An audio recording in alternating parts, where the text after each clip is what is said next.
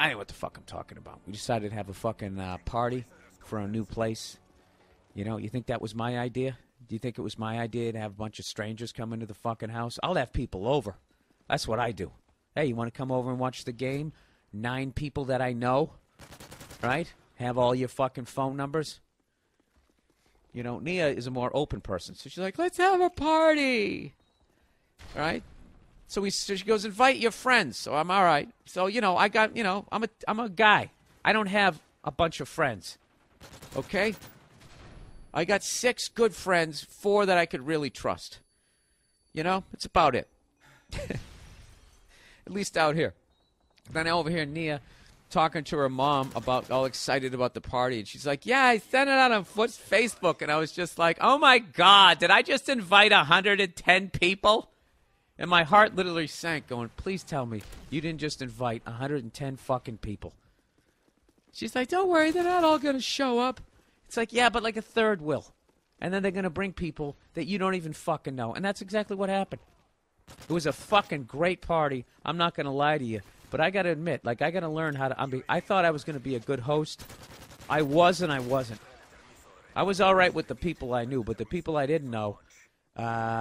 actually, most of them were all right, but there were a couple of them. I just said there's something fucking annoying about somebody you don't know sitting on your goddamn couch. You know? Eating your food, drinking your booze. You're like, who the fuck are you? And somebody else was laying down on the floor. I felt like the kid's dad. I want to be like, get a fucking job. All right, it's over. You're 26, you fucking bum. So anyway, so the party's going great. And I'm basically the whole time, you know, not drinking too much, but I'm standing by the front door. Because that's the only way out. All right? And nobody's walking out with any of my shit. Right? I'm acting basically like Psycho in fucking Stripes. It's how I am. It's how I'm wired. All right?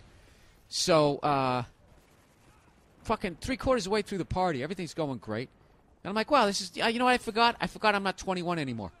I'm fucking 43. All my friends are adults, and everybody's drinking responsibly. And no one's really hammered. Nothing got broken.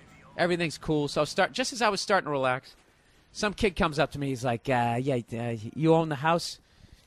And I'm like, well, the bank owns it. I'm fucking paying it off. What can I do for you? And he's like, yeah, it's kind of embarrassing, but I used the bathroom downstairs, and it's clogged now, and I was wondering if you had a plunger. And I was like, yeah, I do have a plunger. I got a plunger right here, the upstairs bathroom. So I give it to the guy, and I say, hey, man, I appreciate your honesty. He goes, no problem. He goes downstairs. He takes care of it, comes back.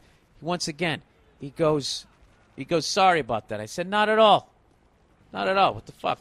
It's a toilet, you know? Clogs up every once in a while. But I appreciate your honesty, you know, because I would have been nasty. Good for you, right? So, another couple hours goes by, the party ends, and there's like one straggler left, and I tell the story to Nia. I'm like, you know, what a good guy, what a good shit. No pun intended.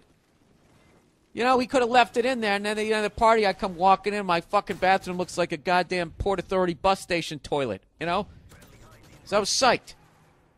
So one of the stragglers at the party goes, yeah, he goes, I saw that whole thing go down. That's not exactly how it went down. I'm like, what are you talking about? He goes, it wasn't him that was in the bathroom. And I go, who was it? He goes, it was his girlfriend. Some lady took a dump of a magnitude that it wouldn't go down the toilet. So now she's in there panicking. And this is when today's technology kicks in. She could, back in the day, she would have had to crawl out the fucking window and hope nobody saw her and just left the door locked. Everybody would have panicked. Holy fuck, who's in there? Did somebody pass out? Is somebody committing suicide? Someone would have kicked in the door, right? Knocked it off the fucking goddamn hinges, and you go in there, there'd be nobody in there. You'd feel the air from outside and then look down, and everyone would see a giant shit and be like, ah, and the party would be over. And the owner of the house would be walking around going, who did it? Which one of you motherfuckers? Jerry! Did you clog up my toilet, you motherfucker? You better drive away, right? That's how it would have ended. But because of today's technology, I'm not saying she didn't panic, you know. It's even worse as a lady, because they're not even supposed to do stuff like that, right? And she was able to text her boyfriend. And I would fucking pay at least $400 to read those texts. The panic in those texts. And to his credit, he stepped it up. He took the hit. He came up to me. VH1's I Love the 80s own Bill Burr and said, I took a dump in your toilet to a magnitude it didn't go down, and I need the tools required to alleviate this situation. So, anti-douchebag of the week, that guy right there, so taking a fucking bullet for the team. That right there is the reverse Peyton Manning award. He didn't fucking go, we had protection issues, right? No, he took one. He took one for the fucking team. Went upstairs like a goddamn gentleman, asked for a plunger, gave it to him, and it was all fine. And I went down there at the end of the party. You never would have known anything happened. You know what I mean?